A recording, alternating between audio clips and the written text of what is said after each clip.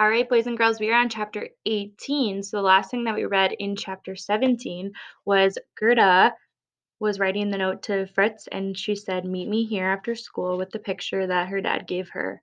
And all she wrote then was tunnel. So I have a feeling chapter 18 is going to be pretty interesting. Chapter 18. I arrived at the building first, and despite how anxious I was to get down into the shelter and begin digging, I forced myself to wait in the basement to be sure Fritz got in safely. He approached the building the same way I had, using the shadow of the wall to hide him. I waved in through the window, and after he slid inside, we shut the boards up again. Fritz was bigger than me, so he had separated the boards even wider, and the nails were bent. If someone really looked at this window, they might notice that the boards didn't shut tight anymore. That made me nervous, but there wasn't much we could do about it. He started to talk, but I'd already opened the heavy metal door in the air raid shelter and quietly motioned for him to follow me. The shovel was down there too, ready to begin. Without saying a word, Fritz stood in the shelter, inspecting it just as I had a day earlier. He opened the crates, patted at the walls, and dug into the dirt to test it. His eyes ran along the ceiling, no doubt questioning where the line for the Berlin Wall should be. If we weren't beneath it already, then it couldn't be more than a meter away. "How did you find this place?" he asked. In a whispered voice, I told him everything about seeing Dominic and Papa, the dance Papa did on the platform, and getting the picture from Anna.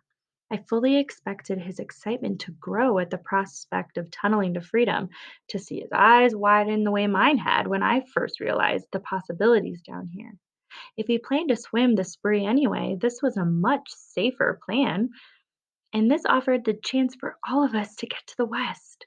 But instead of showing my enthusiasm, it was just the opposite.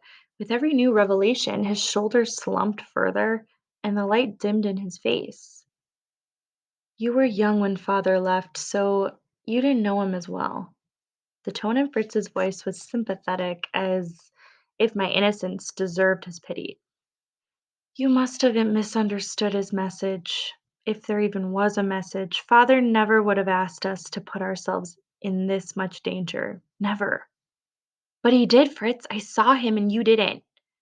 "You saw him doing a children's dance and read meaning into it." "Then why did you send me that picture?" "How do you know this picture's from him?" In frustration, Fritz turned from me and ran a hand through his hair. "How do you know it's not just some test from the Stasi to get us here and then have a legitimate reason to arrest us?" "They don't play games like that." "They do, Gerda. They do all the time. If they believe our family has some sort of rebellious streak, do you really think they'll sit back and wait for us to commit a crime when they could just trap us now? Or maybe Anna's family drew this picture to lure us here so they can turn us into the Stasi and get forgiven for what Peter did." "Anna's family wouldn't." "Yes, they would. And if you want to stay naive about how dangerous this tunneling idea is, then you have no business even thinking about it. Our friends could betray us. Family members could betray us. Some stranger on the street could report us and we'd never know who it was. There is nobody we can trust." But he had said us, Fritz and me together.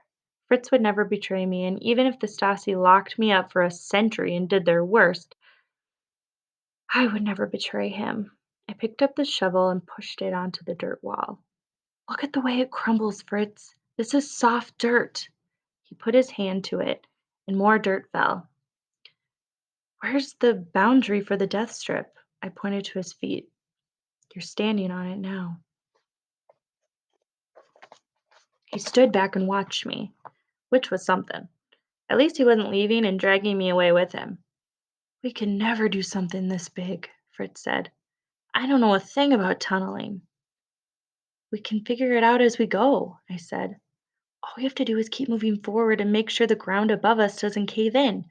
A couple of weeks of digging and then we're out on the other side." "They sweep the death strip with sound sensors," he said. "But thanks to this shelter, we're already pretty deep.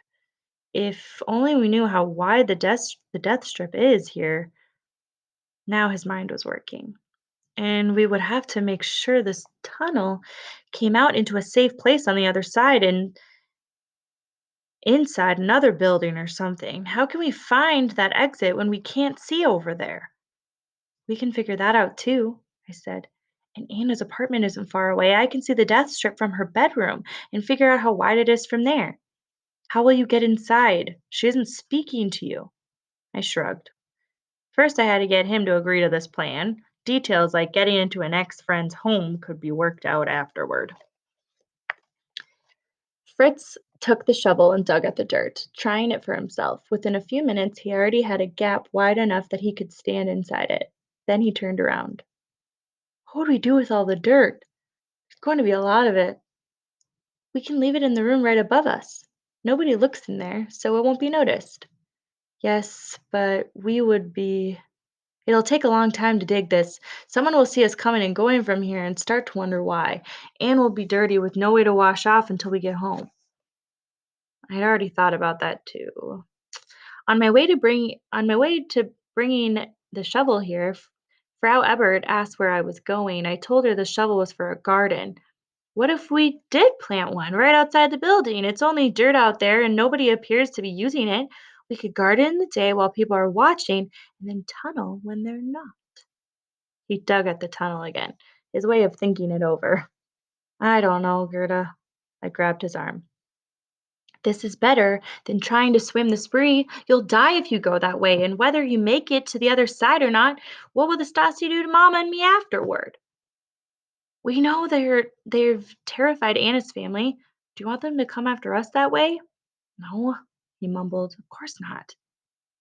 If you're going to escape, then we need a way for all of us to escape. We're a family, Fritz. Half of us are already on the other side. If we're going across to be together, it has to be all of us. Fritz stared at me a moment, then crouched down to stare at the dirt wall in front of him. You're right, he finally said. My heart leaped. Then we're building a tunnel? No. Fritz drew himself back to his full height. No, you're right about the danger. Mama will be home on Sunday and she'll never agree to this plan. I don't know what message Papa intended to send you, but he wouldn't want us to dig either. If anyone could make such a crazy idea work, it's you, but it's not worth the risk to our family.